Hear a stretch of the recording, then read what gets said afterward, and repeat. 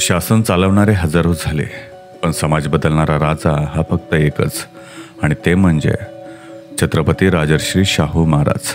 ज्यावेळी समाजावर अंधाराचं सावट होतं तेव्हा त्यांनी मशाल हाती घेतली, आणि त्या मशालीचं नाव होतं शिक्षण. त्यांना सत्तेची हाव नव्हती, त्यांना माणूस घडवायचा होता, आणि तो माणूस आज आपण आहोत.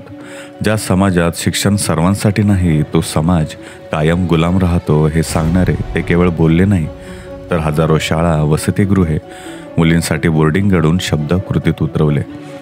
ते गाठी बांधणारे, हक्क देणारे आणि समानतेला वाचा फोडणारे होते. माणसाची जात त्याचा जन्म ठरवत नाही, त्याचे संस्कार ठरवतात, हा विचार त्यांचा होता. आणि म्हणून ते जातीपातीच्या विरुद्ध उभे राहिले आणि आपले कर्तव्य पूर्णपणे बजावले.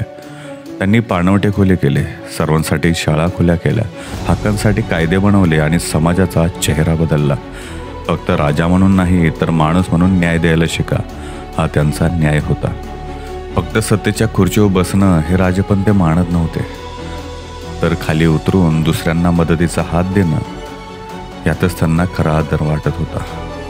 आज जेव्हा आपण शिक्षण घेतो, शब्द मांडतो, पुढे जातो, तेव्हा पाठीशी कोणीतरी उभं असतं, आणि ते म्हणजे राजर्षी शाहू महाराज यांचे कार्य आणि त्यांचे विचार.